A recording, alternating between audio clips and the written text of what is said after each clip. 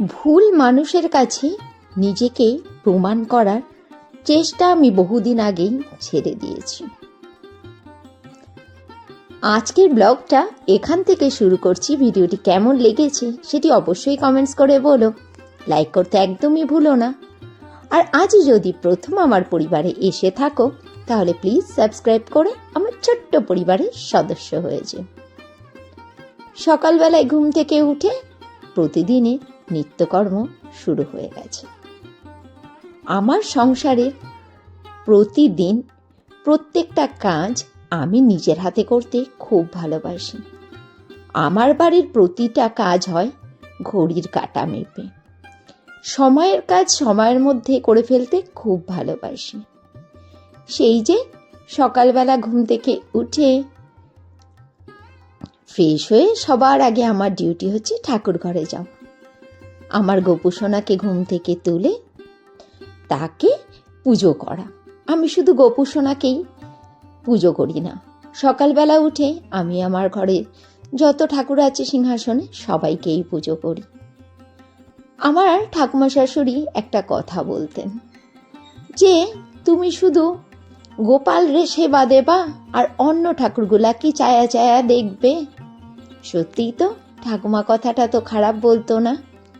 আমার গোপুসোনা খাবে আর আমার সিংহাসনে অন্য যে ঠাকুররা রয়েছে যাদেরকে আমি আদর করে পেতে রেখেছি সিংহাসনে, তারা সত্যিই তো কেন চেয়ে চেয়ে দেখবে।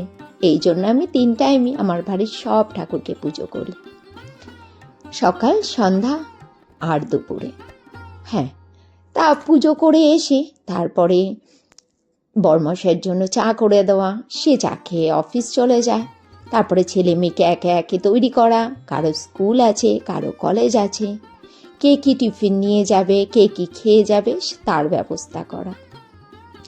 তারপরে তার ফাঁকে ফাঁকে চলতে থাকে এই যে ঘর ঝাড় দেওয়া, বিছানা গোছানো, জামা কাপড় কাচতে দেওয়া, কী কী রান্না হবে তার আয়োজন করা। এই সমস্ত করতে করতে তারপরে চলে আসে রান্না বান্নার সময়। রান্না বান্না করে উঠেও কি সংসারে নেহাত কম কাজ থাকে? আর হ্যাঁ, পুরো কাজটাই কিন্তু হয় ঘড়ি মেপে।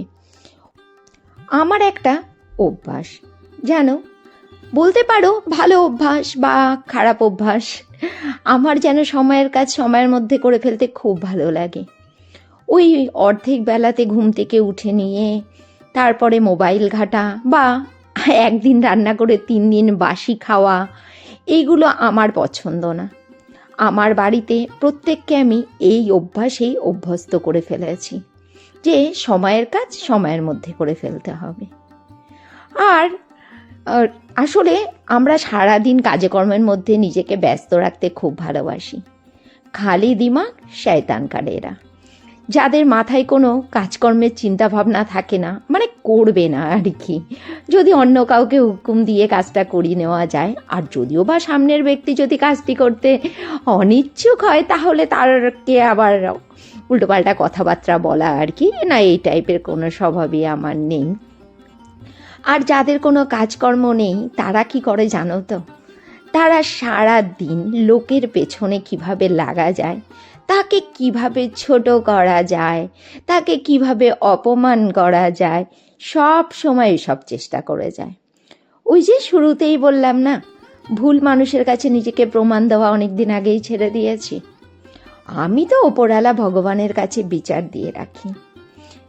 আর বলতে নেই, এখন তো চোখ মেলে ভগবানের বিচারটাও দেখতে পাচ্ছি। আমার বাবা একটা কথা বলতো জানো, ধৈর্য ধরো, ধৈর্য ধরে থাকো, তাহলে সব কিছুর সমাধান তুমি চোখের সামনেই দেখতে পারবে। আজকে আমার বাবুর কথাটা আমার খুব মনে পড়ে। আমার বাবাকে আমার বাবু বলি। একটা সময় বাজে লোকের বাজে কথাবার্তা শুনে খুব ভেঙে পড়তাম। আমার বাবু আর এদিকে আমার বরমশাই। বাবু তো বলতো ছোটবেলাতে শুনতাম, আর বরমশাই এখনো বলে ধৈর্য ধরো, বাজে লোকজনের সাথে মুখ নেড়ো না, একটা সময় সে তার বিচার ঠিক পেয়ে যাবে, তুমি শুধু উপরওয়ালা ভগবানকে সাক্ষী দিয়ে রাখো। আমি নিজেকে প্রমাণ করার বিন্দু মাত্রও চেষ্টা করিনি। কতই না কথা শুনতে হয়েছে আমাকে, ঘর কুনো কেউ আমাকে দু চক্ষে দেখতে পারে না, আমাকে আমার আসল রূপ খুলে গেছে। কতই না কথা। হ্যাঁ, আসল রূপ সত্যিই খুলে গেছে, কারণ আমি কখনো মুখোশের আড়ালে ছিলামই না। আমি কালো যা, আজও তাই, সামনের দিনও ঠিক সেই পিঙ্কিটাই থাকবো। যে মুখোশ পড়েছিল বা থাকার চেষ্টা করে, তার মুখোশ অনেকদিন আগেই সবার সামনে খুলে গেছে। আর কে কোন ঠাসা, কাকে কেউ একদম পছন্দ করে না, সেটা সময় পরিচয় দিয়ে দিয়েছে। এই পিঙ্কি কিন্তু গলা চিরে কারো কাছে নিজের যে ভালো সেই প্রমাণটা কোনোদিনই দিতে চায়নি। ওইসব মানুষের ওপরে এখন করুণা হয়, হাসি পায় না, করুণা হয়। যে উপরালার লাঠি পড়ে গেছে, আরও সামনে দিন আসছে, এই দিনই শেষ হয়নি, তাদের খারাপ সময় সামনে আরও আসছে। আর আমি যেখানে ছিলাম সেখানেই আছি, সারা জীবন সেখানেই থাকবো।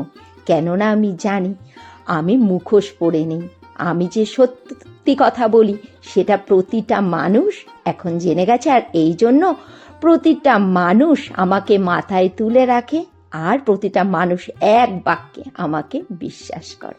এইটুকু থাকলেই হবে আমার।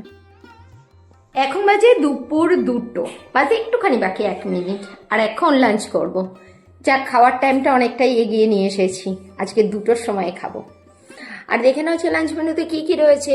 রয়েছে এখানে ভাত, চিংড়ি মাছের বড়া, বিট গাজর ভাজা, কালকে একটুখানি মোরলা মাছ ছিল, এটাও গরম করে রেখেছি, আর রয়েছে ভোলা মাছ, আলু বেগুন আর ধনেপাতা দিয়ে করেছি।